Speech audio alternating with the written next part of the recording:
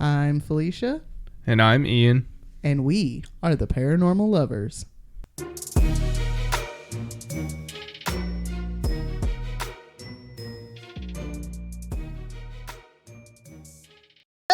Jeez. Hello, paranormal dudes, dudettes, and dudays. Welcome back to another episode of The Paranormal Lovers. Hey guys. Hey, guys. Tell you what, this computer, we're going to fight. We're going to have to find a different thing that's not messing up Yeah, the StreamYard's mics.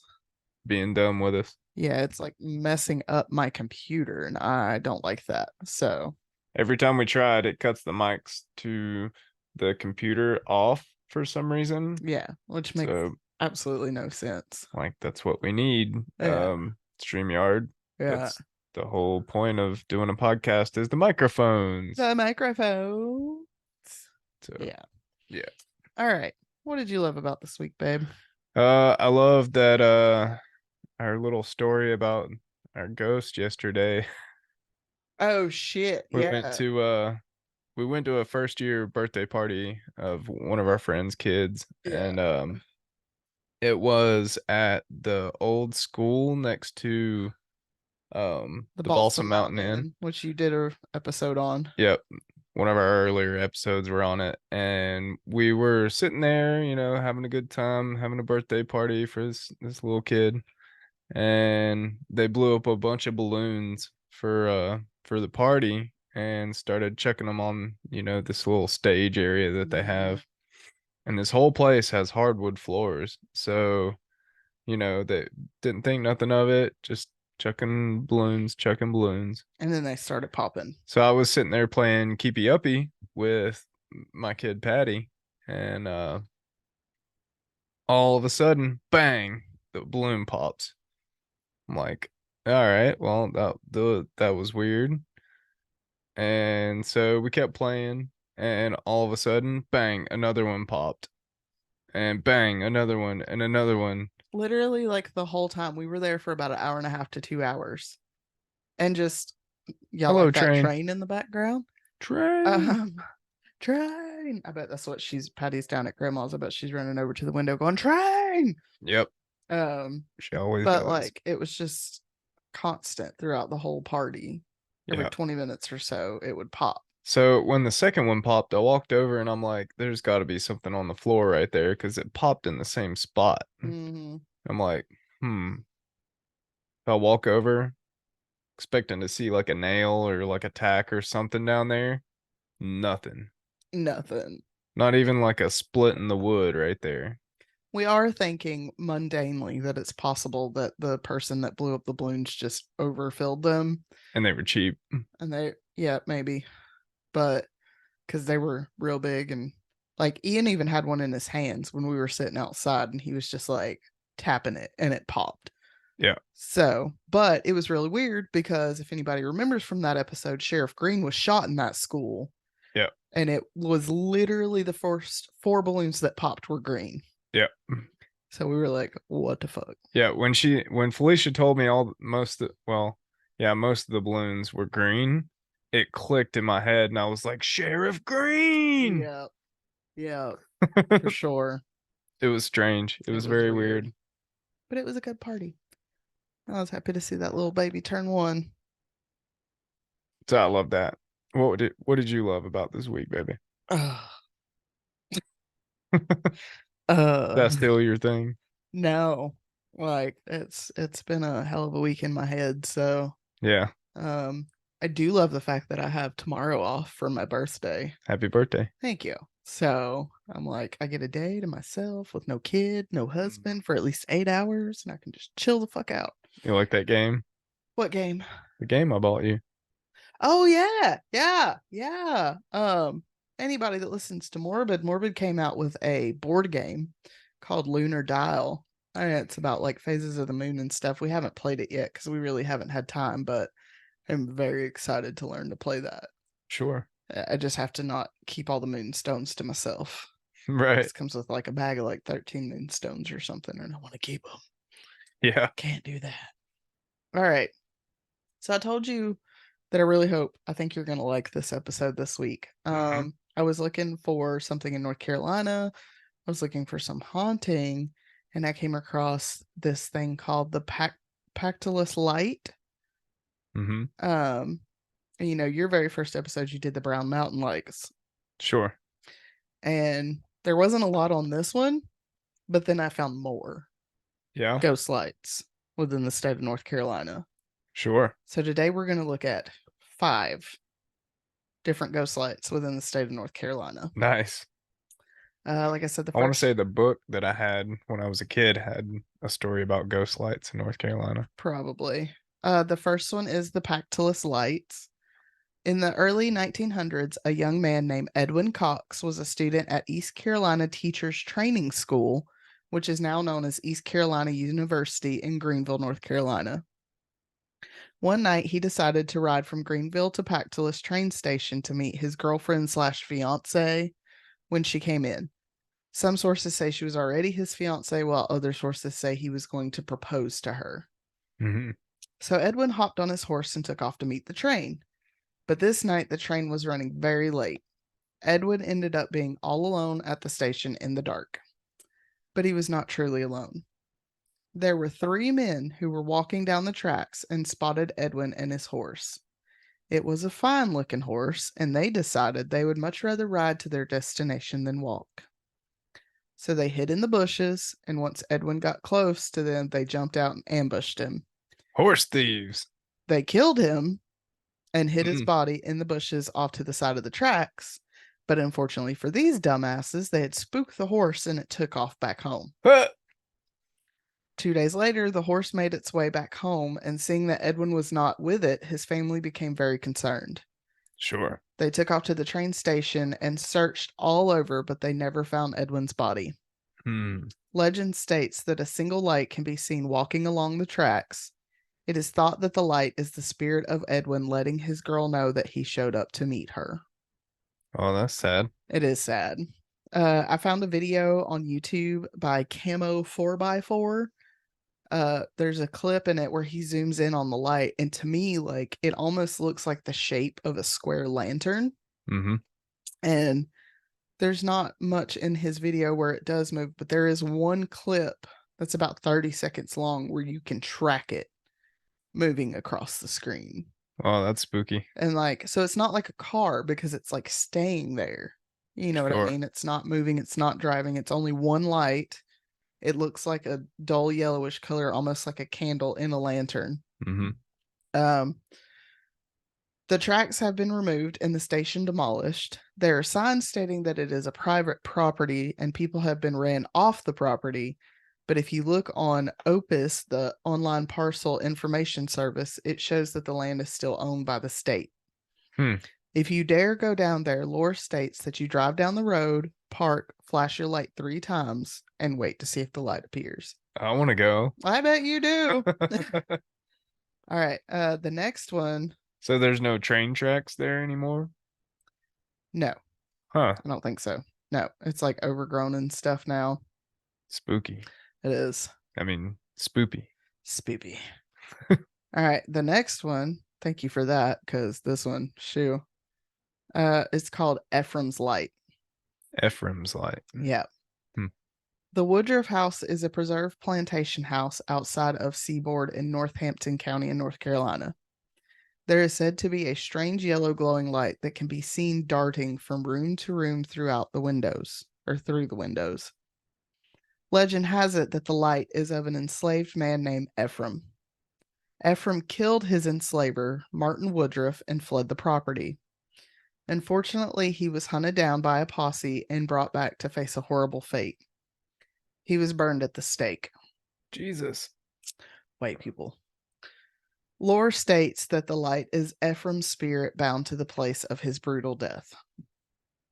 And that was about all I could find on that because I swear to God, anytime I Googled Ephraim's light, Mm-hmm. I got like this weird ass Christian organization. And I was like, this is not what I'm looking for at all. Right. Like, I don't want none of that. So they named a church that now? Yeah, but it's like from the Bible.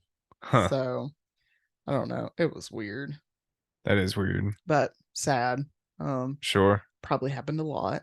You I'm know, sure it did.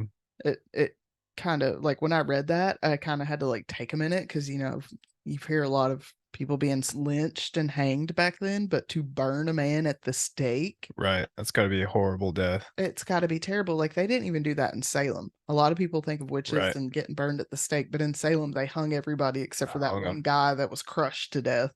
Right. Okay. Next one. Joe Baldwin and the Mako Lights. Mako? Mako, Maco. Hmm. Joe Baldwin was a brakeman for the railroad. One night in 1867, while on a train nearing Mako, an area in Brunswick County, somehow the last car that Joe was on became attached from the rest of the train. Knowing another Oh, train, that's gotta suck.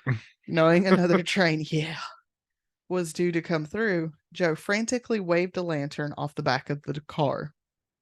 Unfortunately, the train conductor did not see his light before it was too late. Oh no. While he hit the brakes, he was not able to avoid hitting the car that Joe was on. Legend states that Joe was decapitated and his head rolled away into the swamp. Holy crap. The Wilmington Railroad Museum dates the first sighting. It happened in 1873.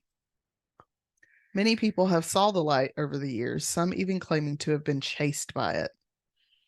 It is said that around 1977 the sighting stopped, but many people still claim to see the light, Well, I want to go see that one too. right? This light caught the attention of President Grover Cleveland, Hmm. who made a visit to the area. He questioned a signal man because he noticed they were using two lights on their train, and he was told that it was to be able to tell the difference between an actual train and the ghost light. Oh, okay. The tracks were torn up in 1977, and the path has been taken over by nature. Now, there are no articles about Joe Baldwin, but there was a crash in January of 1865 that killed train conductor Charles Baldwin.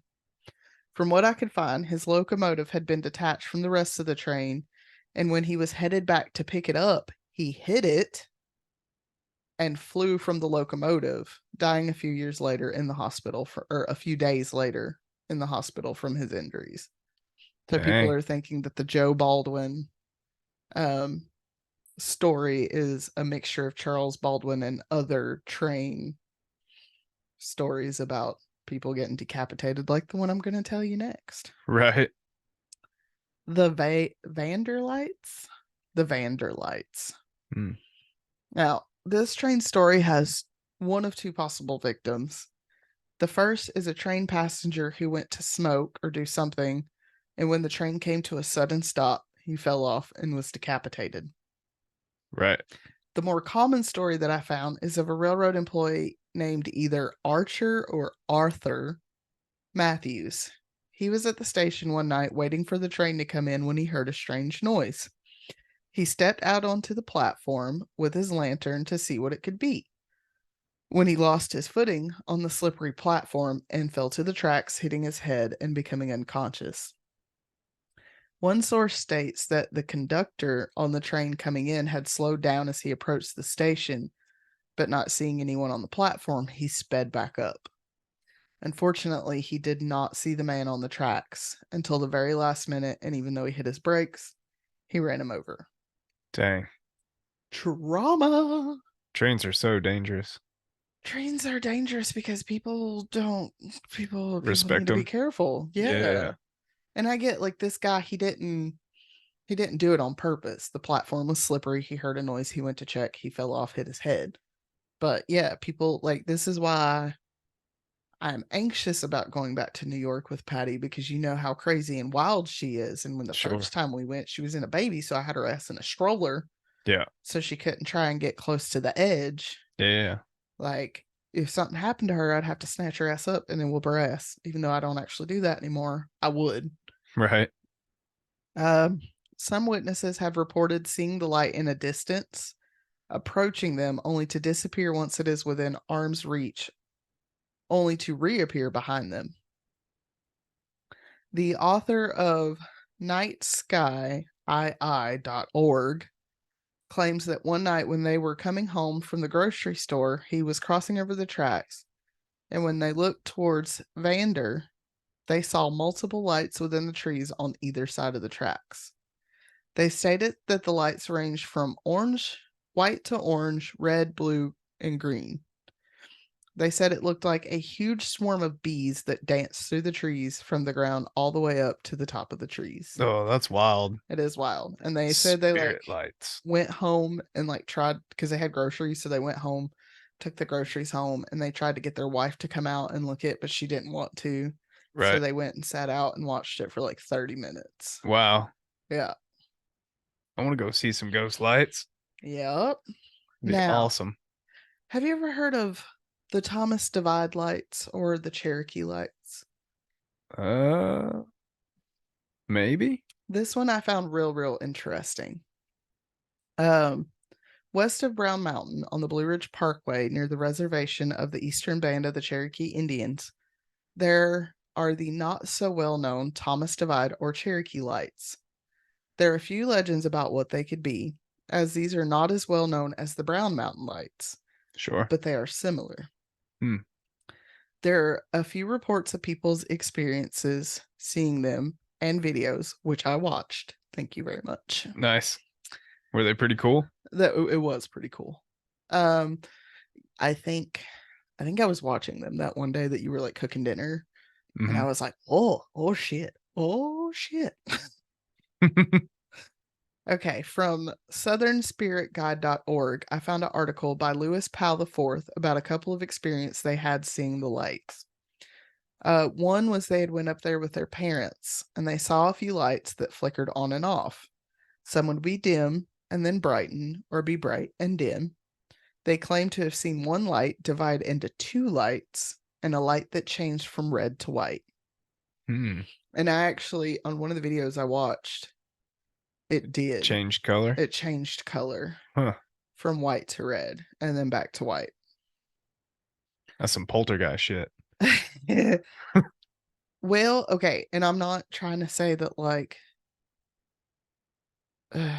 I'm not trying to be one of those people that's like, oh well, it's Cherokee, so but like, right, it's spiritual land.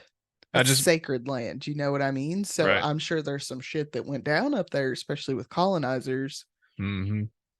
You know, I'm just saying it as in like the look of the lights. Yeah. Like I forget whether it was number 1 or number 2. The spirit started coming out of something.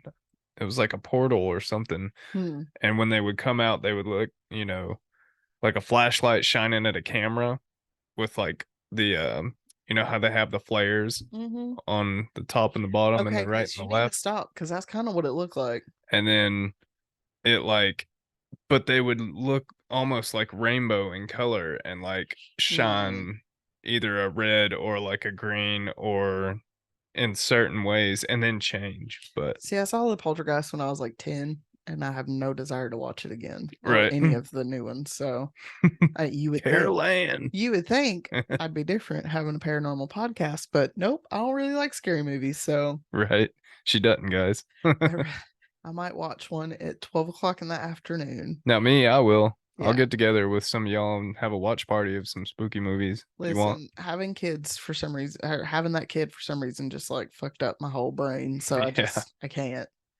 I love them.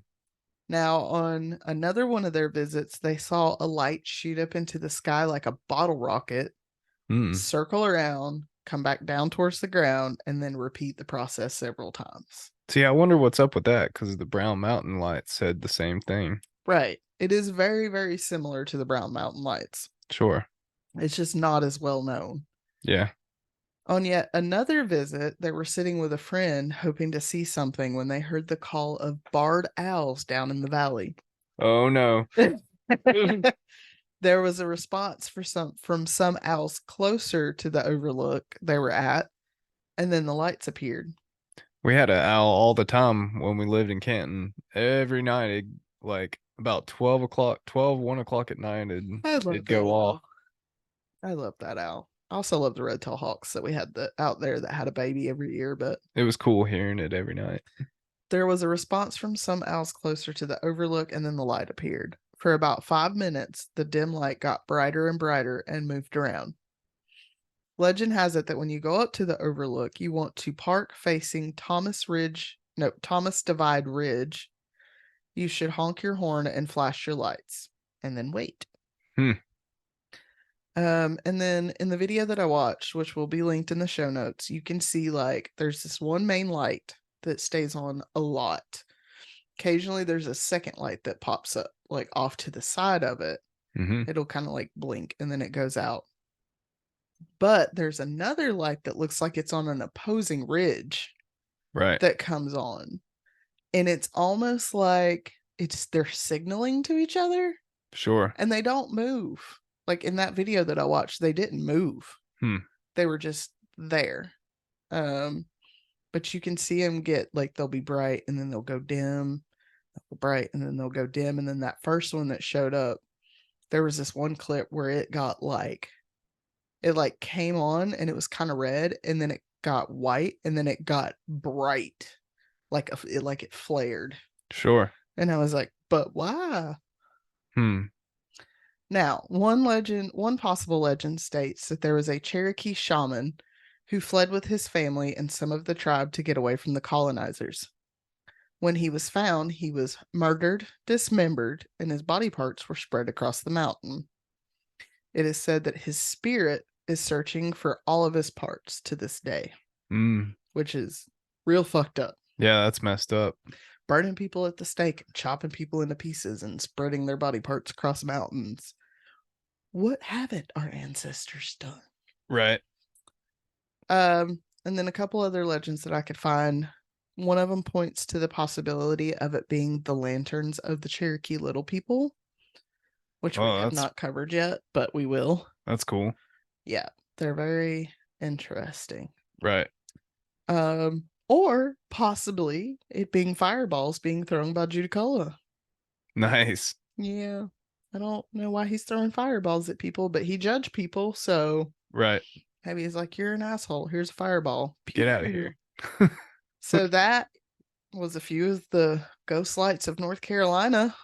That's awesome. I know. I figured you'd like that, especially that last one, because like they're so similar to the Brown Mountain lights. And so many of them too. It is. There are a lot of them, which like I think what 3 out of no, yeah, 3 out of the 5 were tied to trains.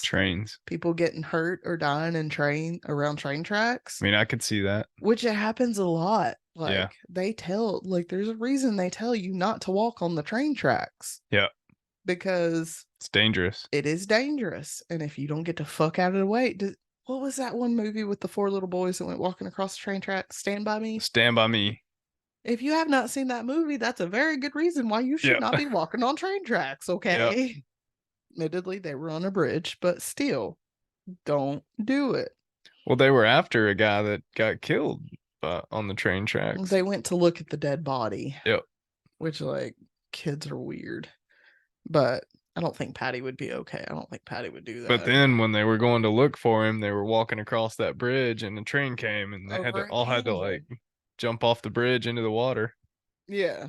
I mean, it really is dangerous, especially if you're drunk or high. Sure. You could slip and fall and hit your head, and then you're gonna get ran over by a train. I'm surprised I'm not dead.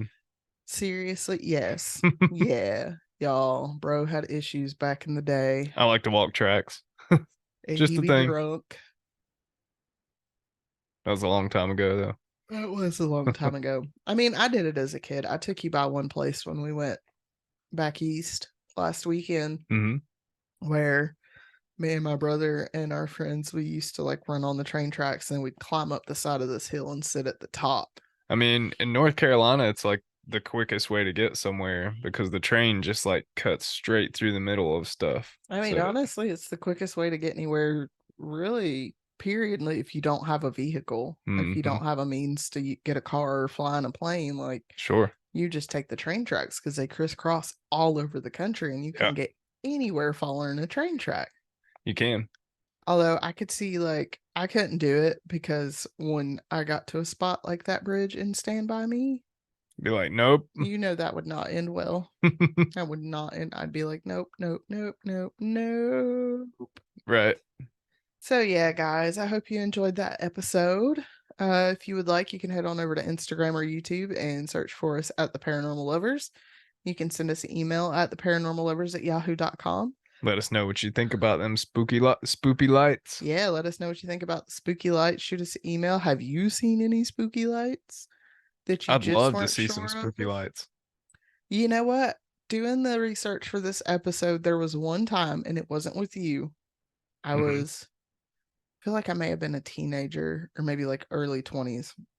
I had went with some friends up the Balsam entrance Hmm. for the parkway, Yeah.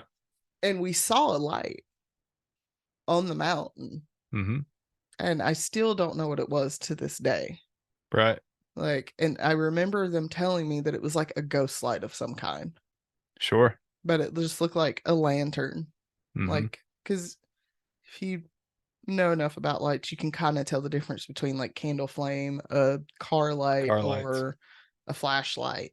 Sure. And it looked like a torch. Like, you know how people used to wrap a stick, douse it in fluid, Yeah, yeah, yeah. and then light it? That's what it looked like. It looked like somebody walking on the side of the mountain with a torch. Sure. But I don't know. I don't Crazy. know, Bill. I don't know. All right, guys, we appreciate you joining us for this week's episode, Yep. and Thanks, we guys. will see you guys next week. See you guys. Bye. Bye.